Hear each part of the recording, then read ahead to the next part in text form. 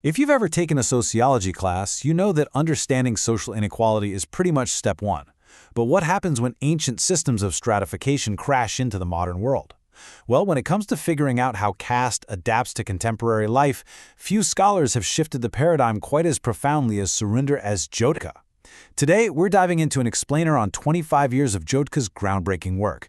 We're going to explore how he completely rewired the theoretical toolkit we use to analyze the reality of caste today. To really grasp why his work is such a game-changer, we have to start with a classic sociological question. Will modernization eventually make caste disappear? For a long time, the general consensus was, yeah, probably. The assumption was that things like urbanization, industrialization, and capitalism would just naturally dissolve traditional hierarchies. You move to the city, you get a corporate job, and boom, your social background is neutralized. Well, Jodhka's entire theoretical intervention begins by meticulously taking that assumption apart. So here is our roadmap for today. 1. The frozen binary trap. 2. Reality on the ground. 3. Merit and modern economies. 4. Ascriptive hierarchies. And 5. The materiality thesis. Let's kick things off with Section 1, the frozen binary trap. To really appreciate Jodhka's contribution, you have to look at where sociology was stuck before he came along. For decades, the field was basically paralyzed by two flawed extremes. On one side, you had the eternity thesis. This is the idea that caste is just this eternal, deeply religiously sanctioned essence of Hindu civilization that will never change. Opposing that was the disappearance imperative, the belief we just talked about, that modernization and capitalism would inevitably wipe it out. Jodhka looked at this and realized that while scholars were spending their entire careers arguing across this divide, both sides were actually making the exact same mistake. He diagnosed this shared mistake as Indian exceptionalism. Basically, it's the flawed premise that caste is this uniquely Hindu Indian institution, totally isolated from global sociological patterns. He argued that both the eternity and the disappearance camps were treating caste like an exotic anomaly. By calling this out, Jodhka hit the reset button for the discipline. He showed that we desperately needed a new framework to study inequality without just reducing it to some hyper-localized religious quirk. Which brings us to Section 2, reality on the ground. Jodhka knew he had to get out of abstract theory, so he gathered fresh empirical data through extensive fieldwork in rural Punjab. Now, sociology had largely ignored rural transformations after the 1960s, but when Jodhka went back in the late 90s and 2000s, he documented a massive shift, the almost total collapse of the traditional jajmani system. That was the old network of hereditary occupational obligations. Suddenly, tasks like handling dead cattle were being outsourced to contractors. Traditional barbers became fee-for-service shopkeepers, and those customary payments made in grain replaced by demands for hard cash. It was concrete proof that the old structures of dependency were breaking down. But, and this is a really critical finding that completely shatters the disappearance imperative, economic autonomy did not mean safety. For marginalized groups like Dalits, finally escaping those old relations of dependence didn't magically create social equality.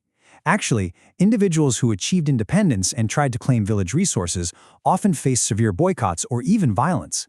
The conflict didn't vanish, it just relocated. It moved from everyday ritual subordination to violent boundary enforcement. The system wasn't disappearing at all, it was dynamically adapting to survive. All right, Section 3, merit and modern economies. Next, Jodhka took his analysis into the post-liberalization private sector. He wanted to test the idea that urban markets are purely open, competitive meritocracies. Well, his research on Dalit entrepreneurs found that the modern economy actually relies heavily on entrenched kinship networks that monopolize specific trades. Think about it.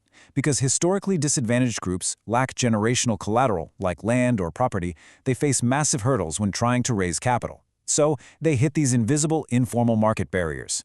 It proved that the free market is actually heavily structured by pre-existing social ties. And this structural exclusion goes deep into the corporate world, too. In a really landmark 2007 study with Catherine Newman, Jodhka found something wild. When evaluating candidates for corporate hiring, managers would routinely grill them about their family backgrounds. Why? Ostensibly to validate their merit and predict how productive they'd be. In this setting, the word merit basically acts as a coded language for caste-based screening. It lets discrimination sneak right into a modern, air-conditioned office, allowing managers to reproduce historical inequalities while maintaining this perfect veneer of objectivity. Moving right along to Section 4, ascriptive hierarchies explained. To finally break sociology away from that Indian exceptionalism we talked about earlier, Jodhka introduced a massive theoretical reconceptualization in 2016. He defined caste as an ascriptive hierarchy. What does that mean? Basically, it's a social ranking system based purely on the lottery of birth. Your birth ascribes status, and that status actively dictates your access to resources, dignity, and opportunity. By defining it this way, caste is no longer just a localized Hindu phenomenon. It becomes a comparative sociological category. Now scholars can analyze it side by side with global systems of stratification, like race, lineage, or descent-based stigma. And Jodhka proved this decoupling from Hinduism empirically through his study of the Ravadasi movement. The Ravadasi religious movement in Punjab is actually heavily funded and sustained by a transnational diaspora in places like the UK and Canada.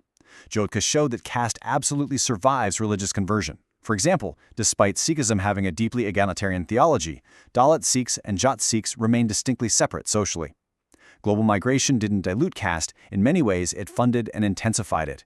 It proves that caste doesn't need an Indian village or Hindu doctrine to operate as a ruthless ascriptive hierarchy. Which leads us to our final section, Section 5, the materiality thesis. So why do these structures endure? To answer this, Jodhka articulated the materiality thesis in his 2025 retrospective.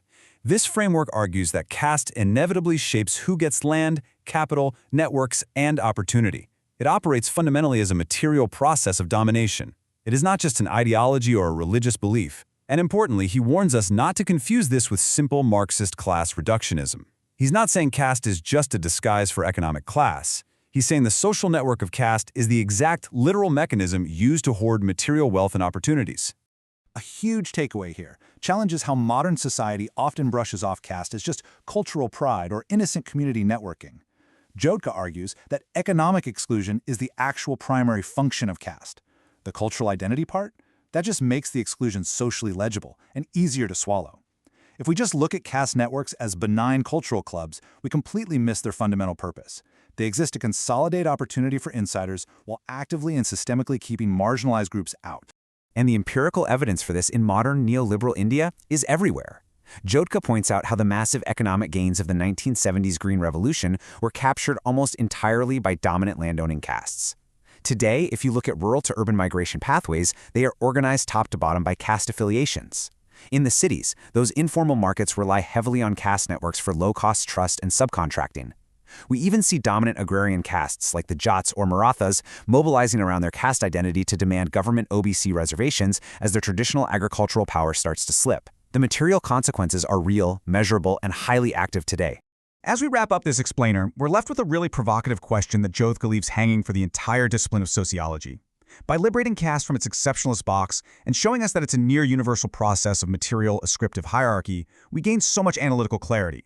But it also forces us to ask, if hierarchy is a universal process, what exactly makes caste, caste? Where do we draw the line between global stratification and this very specific phenomenon? It's a brilliant, unresolved tension, and honestly, it's exactly the kind of question that will drive the next generation of social science research. Thanks for joining me on this deep dive.